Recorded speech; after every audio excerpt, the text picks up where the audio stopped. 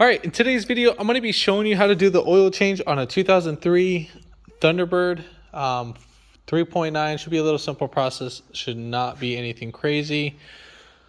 All right, if you haven't already, give it a thumbs up, comment down below if you have any questions, and hit that subscribe button for more upcoming videos in the future. And we're going to go ahead and start this video right after the intro.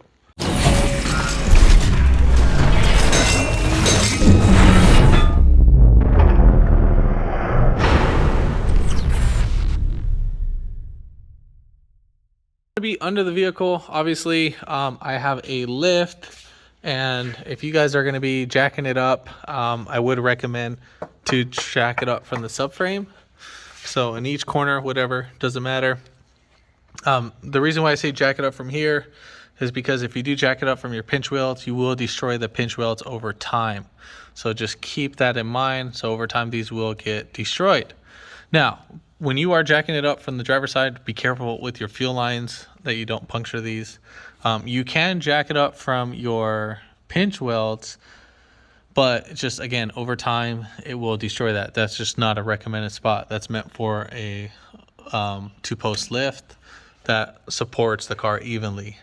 Then you would put a wheel chuck on front and rear of the tire on that. All right, so coming to the actual engine part, we are going to be doing the drain and fill, and then we are going to be taking off the oil filter. So again, the oil pan is the one that's closest to the actual front of the bumper.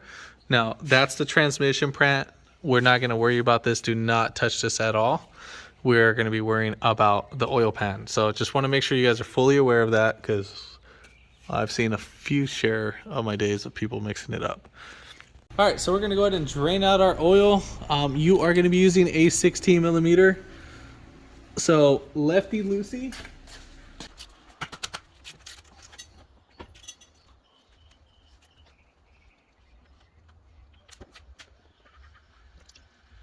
All right, so you're going to replace the seal on the gasket, the little O-ring on the actual drain plug, and then we're going to go ahead and put on our drain plug.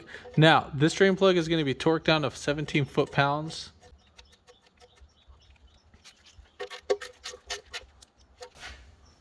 And then just clean up your area. So now that we got that clean, now let's go ahead and remove the filter. All right, the filter shouldn't be on there pretty tight, so hopefully it's not. But all right, cool, it's not. Now if it was on there pretty tight, you can get some pliers or use a tool just to, take off the filter.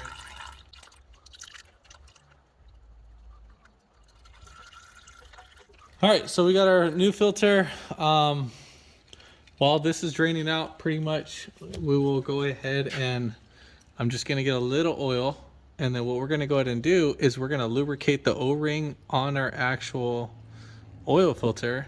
And the part number I'm using is S5618. You can get that at your local AutoZone. So before putting on your new filter, make sure that the old ring didn't leak onto it or didn't stay on. I do see that happen. And then if you do see the old O-ring on here, just go ahead and remove that, because if not, you're going to go ahead and leak all over the place.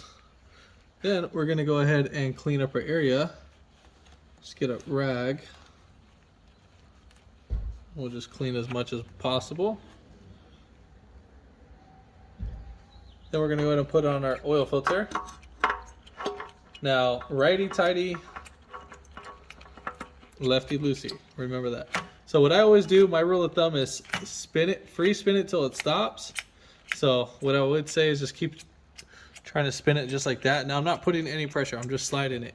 And then from there, you're gonna spin it 180 degrees. And then that is pretty much it. I do that with all the filters, and it makes it easy to remove, and for the next oil change, it'll just be easier to take off.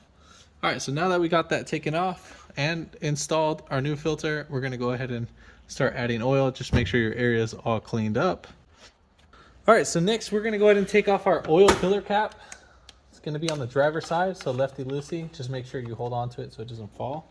And the oil weight you're going to be using is 5W20. Now, the owner's manual doesn't specify on which oil type to use.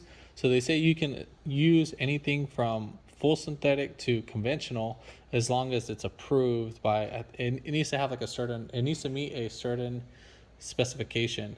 But I would just recommend to use the full synthetic. It's way better on your engine. So it has way better additives, has better wear and tear additives on that. So I would say use that. Your engine's gonna love you a lot more, especially with the VTC gears and the variable valve timings and all that in the actual engine itself.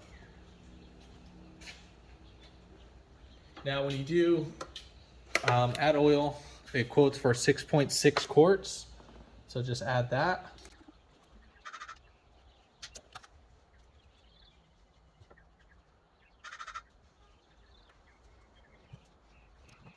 Then we're going to go ahead and put back on our oil cap.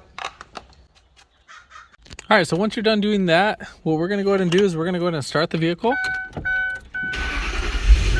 And then we're going to go ahead and let it idle for about 10 seconds.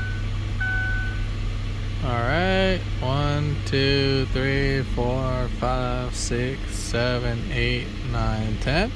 Now turn it off.